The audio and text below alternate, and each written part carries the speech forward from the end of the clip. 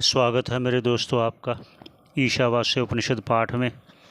सबके मंगल की कामना करते हुए आज शुरू करते हैं।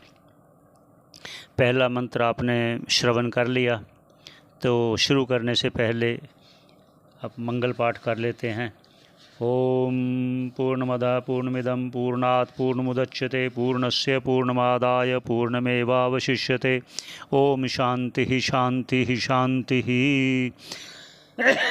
जिस प्रकार पहला उपनिषद निर्विघ्न पूरा हुआ, परमात्मा करे ये भी निर्विघ्न पूरा हो, इसलिए हम परमात्मा का नाम लेकर शुरू करते हैं।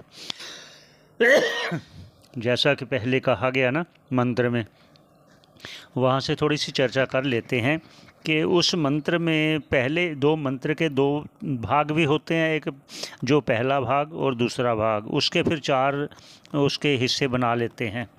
जैसे जो मैं अब कोशिश कर रहा हूँ आपको मंत्र दिखाऊं, ताकि आप मंत्र को देखते हुए अगर श्रवण करेंगे तो आपको और अच्छा लगेगा। इसलिए मैं प्रयास कर रहा हूँ कि हर मंत्र को दिखाऊं आपको। मेरा कैमरा जहाँ जहाँ काम करेगा तो मैं कोशिश करूँगा आपको वो मंत्र दिखाऊं। अब आप जो मंत्र देख रहे हो ना, इसका जैसे कुर्वन्नेव कर्माणि, ये एक भाग समझ लीजिए, जीवी जीवे शतम समाह, दूसरा भाग समझ लीजिए। ऐसे नीचे के दो भाग समझ लिए। ऐसे पहले जो कहा गया पहले भाग में, तो वो कहा गया कि सभी का इष्णाओं को त्याग करता हुआ संन्यास धारण करे, वह आत्म तत्व का उपदेश करने वाले को उत्तम अधिकारी के लिए कहा गया है। और दूसरा भी कहा गया है कि अगर आप करते भी हो तो उसके लिए त्याग करते हुए आगे आप कहते हैं ना, तेन त्यक्तेन, फिर भी आप संन्यास ग्रहण करिए, सबका त्याग करते। फिर बुंजिता माँ गृधा, उसके लिए भी कस्य स्वधनम, कि आप सबका त्याग करना है, मन को एकाग्र करना है, तो आत्म तत्व की जिज्ञासा उत्पन्न होगी। इसलिए उनका उपदेश किया था। ये पहले संन्यास मार्ग के लिए कहा गया है। अब जो दूसरा कहा गया, जिनका मन ज़्यादा विषयों में है, संसार में है, उसके लिए प्रति कहते हैं। और इसके पहले जो अपने विद्यारण्य जी स्वामी जी है, उन्होंने लिखा है, विविदिशा संन्यास ज्ञान हेतुत्वात् अतएव संपादनीय, अर्थात जिनको ज्ञान की इच्छा है वो भी संन्यास ग्रहण करे ज्ञान हेतु के लिए, ताकि उसको ज्ञान हो और वो मोक्ष की प्राप्ति करे। और दूसरा क्या कहा है कि एक संन्यास होता है विद्वत संन्यास, के ग्रस्त में रहते हुए ही उसने आत्मज्ञान प्राप्त कर लिया है, उसके लिए कहते हैं विद्वत संन्यास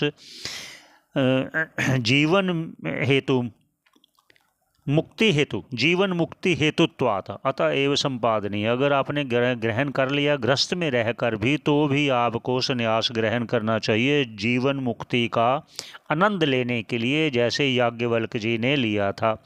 उस पर भी चर्चा आएगी, याज्ञवल्क्य जी ने कैसे लिया था। अब आप जो मंत्र है जो आप देख रहे हो, उसका उच्चारण कर लेते हैं, फिर उसका प्रयास करेंगे, जो भाष्यकार कह रहे हैं उसके कथन करेंगे। आइए शुरू करते हैं, मंत्र उच्चारण करते हैं। आप भी कीजिए, इसलिए मैं प्रयास कर रहा हूँ कि आप मंत्र देखते रहिए साथ साथ। कुर्वन्नेवेह कर्माणि जिजीविषेच्छतं समाह, एवं त्वयि न अन्यथेतो अस्ति न कर्म लिप्यते नरे।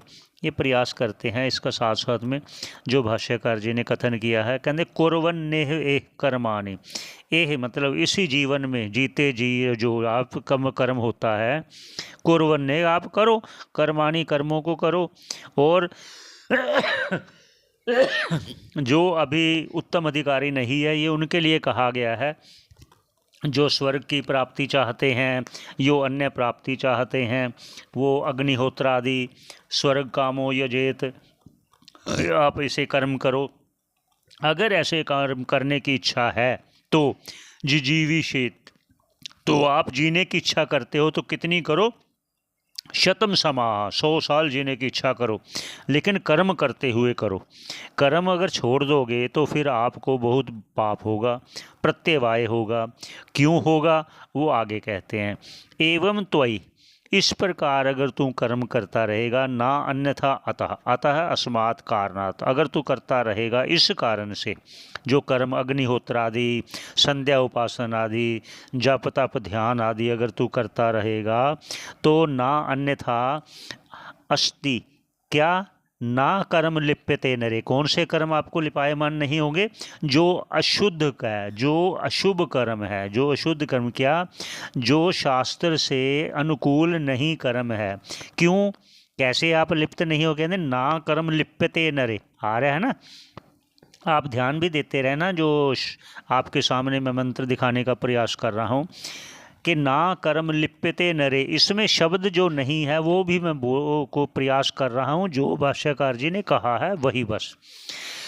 कहते ना कर्म लिप्यते नरे, आपको कर्म लिपायमान नहीं होंगे। कौन से कह रहे हैं, वो कह रहे हैं अशुभ कर्म आपको लिपायमान। क्यों, क्यों नहीं होंगे, क्योंकि आप जब अग्निहोत्र आदि करोगे, जप तप में लगे रहोगे, संध्या वंदन आदि में लगे रहोगे, अग्निहोत्र आदि करते रहोगे, इसलिए जो दूसरे का समय ही नहीं मिलेगा, आपके अशुभ विचार आएंगे ही नहीं, ये अर्थ है उनका कहना।